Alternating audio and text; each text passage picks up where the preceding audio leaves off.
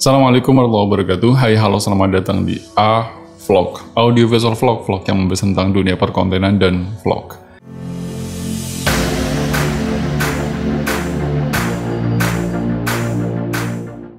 Halo, ada apa lagi hari ini? Setelah sebelumnya saya sudah mengupload 4 video yang secara berurutan, dan itu adalah bagian dari series bagaimana cara ngebangun YouTube gampang mendapatkan subscriber dan mudah mendapatkan cuannya. 4 video itu sebelumnya adalah, yang pertama adalah tujuan kamu YouTube, yang kedua adalah bagaimana cara menentukan niche, yang ketiga bagaimana cara bikin konten yang berkualitas, lalu yang keempat adalah menentukan jadwal upload yang paling tepat di YouTube. Yang kelima ini adalah asetisasi penonton, atau kalau saya bilang bagaimana cara ngebangun sebuah fanbase yang baik di dalam sebuah YouTube. Gimana caranya? Jangan kemana-mana, tetap stay cool di A-Vlog.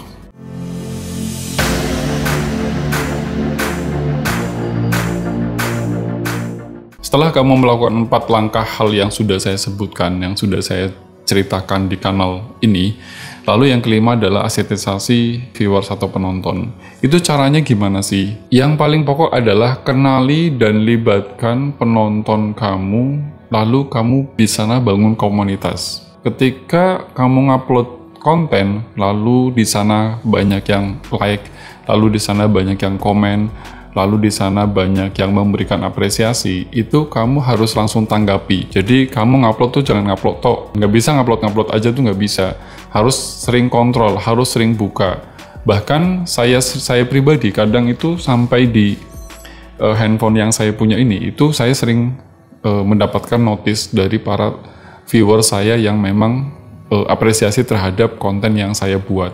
Dan itu penting sekali. Hal yang pertama kamu lakukan adalah melakukan sebuah interaksi dengan viewers atau penonton yang menjawab pertanyaan-pertanyaan tadi, atau kamu, kalau saya bilang kalau ada pertanyaan khusus atau ada kritik khusus, ya kamu harus siap terima kritikan. Kalau ada pertanyaan khusus, misalnya ada request di sana untuk melakukan asetisasi penonton, itu yang kedua adalah kamu buatlah konten sesuai dengan feedback dari para viewers kamu, dari para penonton kamu.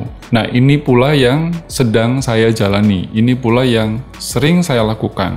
Sebetulnya apa sih poin besarnya ketika kamu melakukan sebuah asetisasi penonton itu, atau kalau bahasa ininya inventarisir penonton gitu, inventarisir penonton kayak barang aja ya, memang seperti itu. Kita harus inventarisir atau melakukan asetisasi. Kenapa saya sebut asetisasi? Saya masih ingat ketika pertama kali saya ini sebetulnya berkecimpung di bidang film itu dari tahun 2005, dan semenjak itu banyak capaian-capaian yang sudah saya lakukan. Tetapi kenapa banyak orang yang memang di luar sana juga belum kenal siapa saya? Makanya akhirnya di sana saya lupa karena saya tidak melakukan asetisasi. Bahkan ketika saya sering mendapatkan pekerjaan yang keluar kota, bahkan keluar pulau, bahkan saya pernah melakukan keliling Indonesia, itu saya lupa blas sama sekali. Saya tidak ingat untuk minimal membuat konten vlog lah ya, dan akhirnya ya sia-sia begitu saja. Makanya di sana akhirnya saya belajar, ternyata asetisasi itu penting. Fungsinya untuk apa? Fungsinya adalah ketika kamu melakukan sebuah asetisasi, itu adalah sumber cuan, itu adalah sumber uang. Karena setelah tahu kamu membuat sebuah fanbase, kamu membuat sebuah komunitas, pentingnya adalah kalau misalnya kamu punya produk tertentu atau ingin berbagi hal-hal yang sifatnya begitu saja, itu dengan cepat akan ditanggapi oleh komunitas kamu, oleh viewers kamu. Itulah pentingnya. Nah, saya itu lupa itu. Meskipun di dunia SMK broadcast dan TV dan film itu mungkin teman-teman banyak kenal saya, banyak, tetapi di dunia umum itu belum banyak kenal tentang siapa saya, siapa Anton Mahapati sih gitu.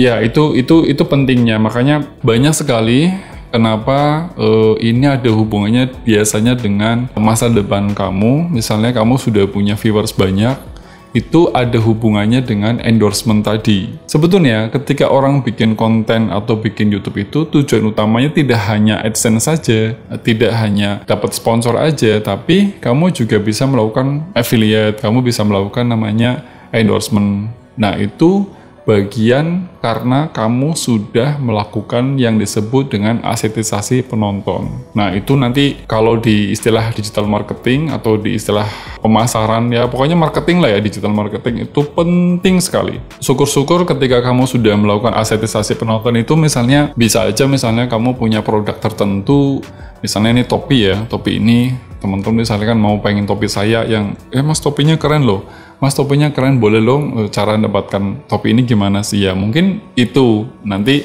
kalau sudah punya komunitas, apapun yang kita berikan, apapun yang kita tawarkan, itu langsung mereka beli, itu mereka langsung mereka suka, dan kalau sudah suka apapun ya wis jadi uang gitu loh. Makanya sumber pendapatan terbesar seorang YouTuber itu justru dari viewers. Tanpa viewers, kamu bukan siapa-siapa.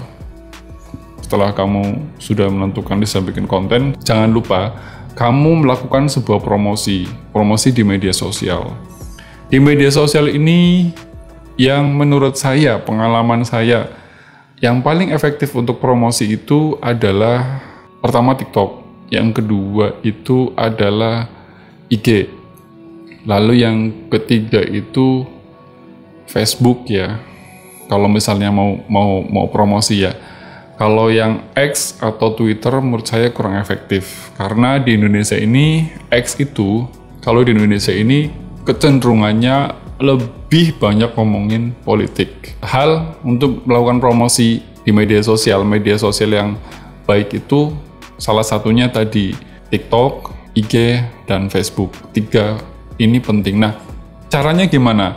Misalnya kamu di Instagram itu kamu bisa membuat feed ya, atau membuat story atau membuat reel, tapi dia hanya potongan video yang misalnya akan tayang di YouTube atau sedang tayang di YouTube. Itu kamu kasih linknya aja di bio. Tapi memang kelemahannya kalau di Instagram itu dia tidak bisa nge-link langsung dari komen atau dari deskripsi, beda dengan TikTok. TikTok pun sama caranya. Di TikTok itu kita membuat sebuah petikan video atau potongan video yang membuat penonton itu penasaran sehingga mau ngeklik video kamu. Di Facebook pun sama. Yang paling mudah sebetulnya adalah, yang paling gampang itu adalah memang di Facebook. Di Facebook itu kalau misalnya kita membuat sebuah potongan video yang menarik, yang itu mengandung hook dan itu mengandung kata-kata penasaran atau kalimat-kalimat yang membuat si penonton penasaran, tinggal kasih potongan videonya, di bawahnya dikasih linknya, itu lebih mudah. Kalau tadi saya sudah bilang, cara melakukan promosi di media sosial yang kedua adalah kamu buat teaser. Teaser itu apa sih? Teaser itu adalah potongan gambar atau potongan video yang itu mengandung rasa penasaran atau curiosity. Jadi ketika si penonton melihat petikan atau cuplikan dari video kamu, itu orang penasaran, itu namanya teaser. Nah, itu bisa digunakan tadi diupload di media sosial. Langkah yang berikutnya adalah kamu harus tetap up to date. Caranya up to date itu gimana? Caranya up to date itu ya kamu jangan menutup diri. Kamu jangan berusaha untuk sudah puas. Itu paling fatal adalah ketika kamu nge-YouTube, lalu kamu sudah ngupload beberapa video, dan kamu merasa sudah selesai, dan kamu merasa sudah puas. Itu tidak bisa. Saya pribadi sampai detik ini masih terus mencari, belajar terus belajar. Apa sih yang diperlukan, apa sih yang paling enak atau paling mudah untuk di-share ke teman-teman. Itu penting sekali, ya. Nah, itu up to date. Jadi saya sering buka Facebook, saya sering buka IG, saya sering buka TikTok, saya sering buka Twitter ya tadi, X, dan segala macam media sosial itu saya buka. Bahkan sampai detik ini pun saya masih terus riset di YouTube, di googling, di semua saya pelajari. Termasuk saya masih detik ini mempelajari AI tadi atau AI. Nah, itu fungsinya melakukan up to date terus menerus. Fungsi dari up to date tadi itu kamu pertama ngikutin tren, yang kedua itu sesuaikan konten. Jadi kontennya nggak basi-basi banget lah. Lalu yang berikutnya adalah kamu harus terus belajar dan berkembang. Itu yang paling pokok, karena sifat dasar dari manusia itu selalu cepat puas, dan itu fatal. Kalau kamu menjadi seorang YouTuber, kamu cepat puas, itu selesai, tamatlah riwayat kamu. Makanya kamu harus terus belajar dan terus berkembang. Caranya tadi saya bilang, ya ikut komunitas, ikut diskusi, bahkan kamu bisa melihat sekeliling kamu, melihat sekitar kamu, ada apa sih di sana, seperti itu. Dan yang terakhir adalah bersabar dan tekun.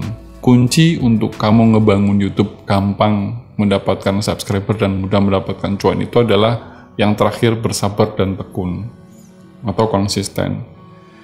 Kebanyakan para YouTuber itu kendalanya adalah yang terakhir ini, tidak sabaran dan tidak tekun. Kalau orang Jawa bilang itu nggak telaten. Ya, jadi itulah tips bagaimana caranya kamu ngebangun YouTube gampang mendapatkan subscriber dan gampang mendapatkan cuannya. Mudah-mudahan tips yang saya berikan ini bermanfaat untuk teman-teman, dan jangan lupa video yang sudah saya berikan, video yang sudah saya upload di sebelum-sebelumnya, mulai dari tujuan kamu YouTube, kemudian yang kedua menentukan niche, yang ketiga bagaimana membuat konten berkualitas, lalu yang keempat adalah jadwal paling tepat ngupload di YouTube. Lalu yang berikutnya ini adalah series yang terakhir, ini tadi sudah saya jelaskan. Semoga bermanfaat apa yang saya sampaikan. Dan kalau kamu suka video ini, kamu bisa like, kamu bisa share. Kalau misalkan ada pertanyaan-pertanyaan yang memang ingin disampaikan, silakan isi kolom komentar. Dan begitu juga kalau ada kritik dan saran, silakan. Terima kasih semuanya, dan salam A Vlog.